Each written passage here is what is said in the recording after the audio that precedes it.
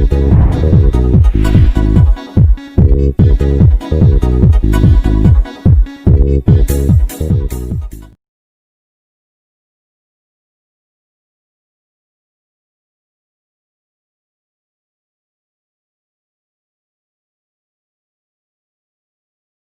Morning friend. आज हम लोग दिशा परीक्षण के परछाई पे आधारित प्रश्न के दूसरे पार्ट की तरफ चलते हैं। प्रथम पार्ट हम लोगों ने पढ़ा था सूर्योदय का समय। जब सूर्योदय का समय होता है उस आधार पे जो प्रश्न बनते हैं हमने उसके बारे में चर्चा किया था। अब पार्ट 2 शैडो का पार्ट 2 जो कहता है सूर्यास्त का समय। अगर सूर्यास्त का समय बात किया जाए तो ध्यान दीजिएगा, सूर्योदय में हमने आपको शैडो का एक बहुत ही बेहतरीन कॉन्सेप्ट बताया था, जिसमें आपको बताया था कि सूर्य जिस तरफ होता है परछाई सदैव उसके विपरीत पड़ती है। फिर हमने आपको बताया सूर्योदय के समय में सूर्य पूरब की तरफ होता है तो परछाई सदैव पश्चिम में पड़ती है। ये हमने पार्ट 1 में डिस्कस कर लिया था।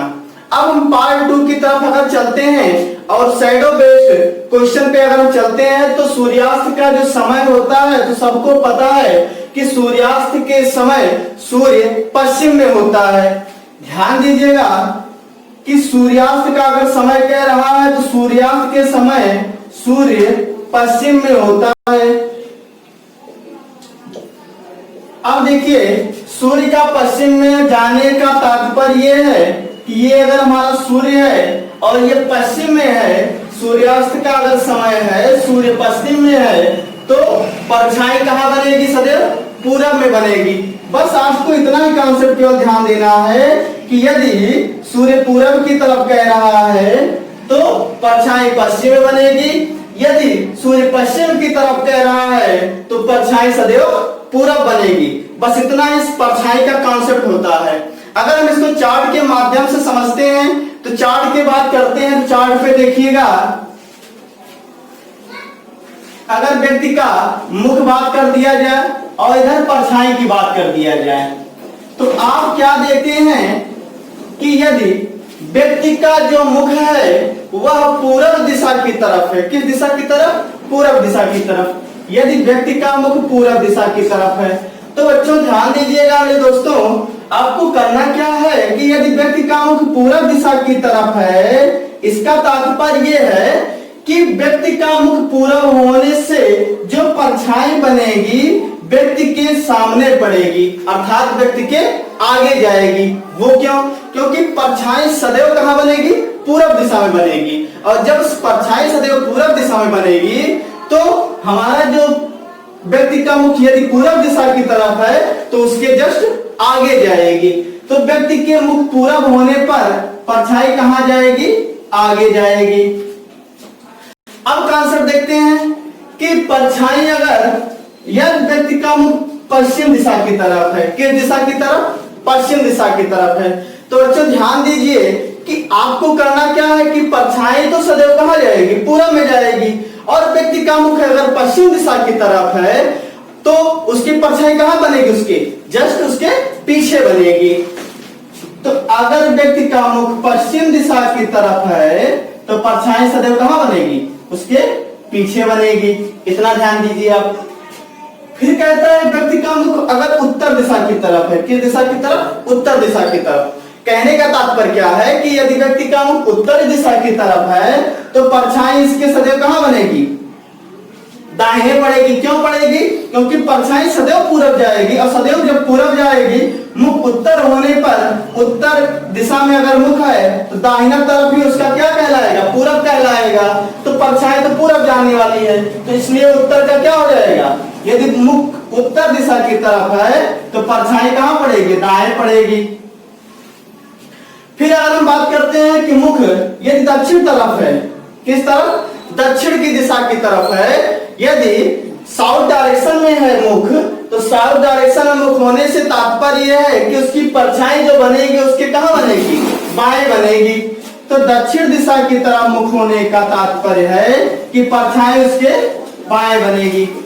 अगर आप चाहिए तो ये चार्ट याद कीजिए, नहीं तो बच्चों क्या कीजिए, केवल आप कॉन्सेप्ट समझ लीजिए बस।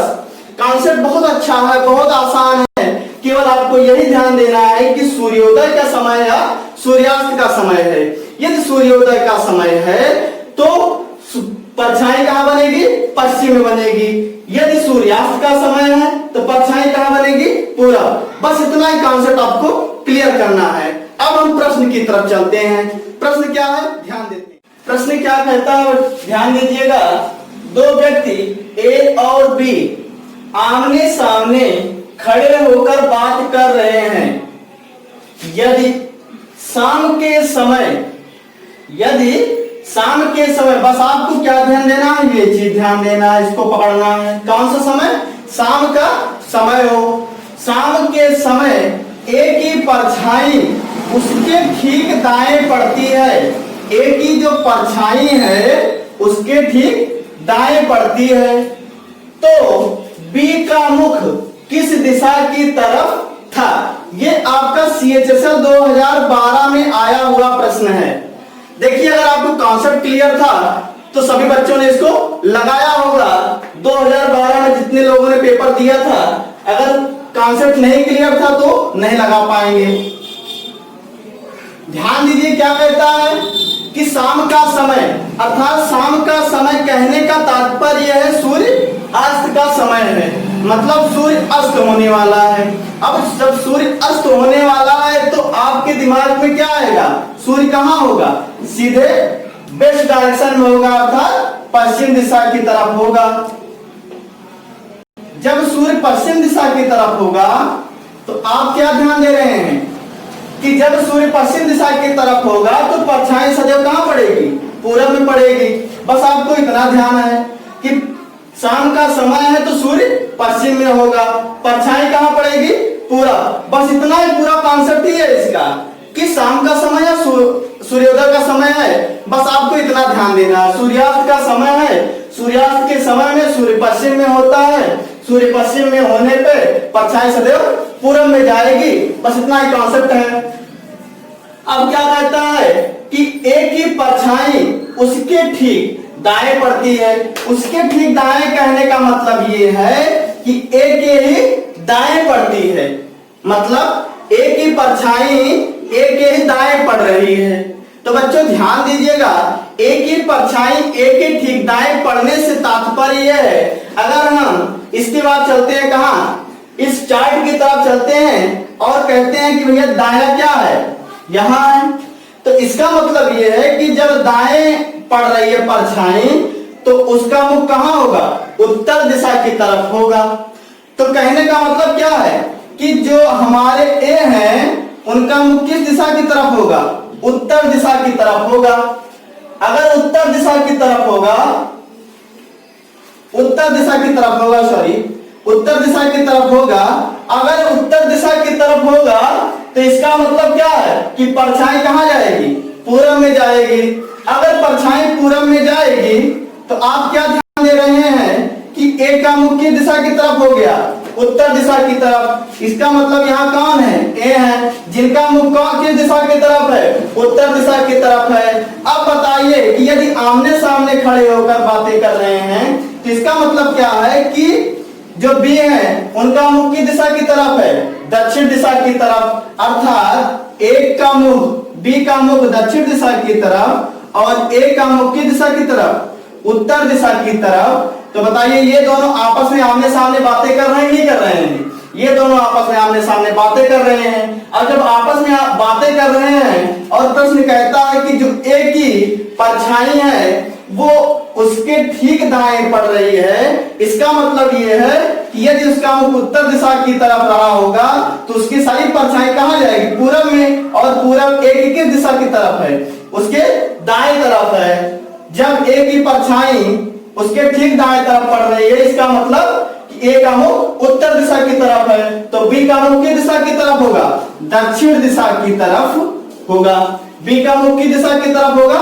दक्षिण दिशा की तरफ होगा। इसका आंसर क्या होगा? दक्षिण दिशा। अब चलते हैं दूसरे प्रश्न की तरफ। प्रश्न क्या है महेंद्र और विनय आपस में बातें कर रहे थे। शाम 5 बजे विनय ने देखा कि उसकी परछाई महेंद्र के बाएं पड़ रही थी।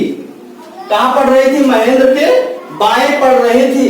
तो विनय का मुख किस दिशा की तरफ था? अब आप ध्यान दीजिए कि बेसिक कॉन्सेप्ट क्या कहता है कि शाम 5 बजे है, इसका मतलब उसका परछाई कहां जाएगी? पूरब दिशा की तरफ। यहां पूरब दिशा की तरफ कौन होगा? परछाई जाएगी। बस कॉन्सेप्ट यही है कि पश्चिम दिशा की तरफ अगर सूर्य है तो परछाई कहां जाएगी? पूरब दिशा की तरफ। अब क्या कहता है कि शाम 5 बजे विनय ने देखा कि उसकी परछाई महेंद्र के बाएं तरफ है। अच्छा, महेंद्र के बाएं तरफ कहने का क्या मतलब है कि महेंद्र के बाएं अगर जाएगा तो ऑलरेडी परछाई महेंद्र का मुख किस दिशा की तरफ होगा? दक्षिण दिशा की तरफ होगा। क्यों? क्योंकि यदि महेंद्र का मुख दक्षिण दिशा की तरफ रहेगा तो परछाई महेंद्र के कहां जाएगी? सदैव बाएं जाएगी। इसका मतलब अगर जो विनय जी हैं उन्होंने क्या देखा कि विनय ने देखा कि जो उसकी परछाई है महेंद्र के बाएं तरफ जा रही है। इसका मतलब कि महेंद्र का जो मुख है वह दक्षिण दिशा की तरफ है और विनय का जो मुख है वह उत्तर दिशा की तरफ है। यहाँ महेंद्र है और यहाँ कौन है? विनय है। अब आप क्या देख रहे हैं कि महेंद्र का मुख दक्षिण दिशा की तरफ है और विनय का मुख उत्तर दिशा की तरफ है।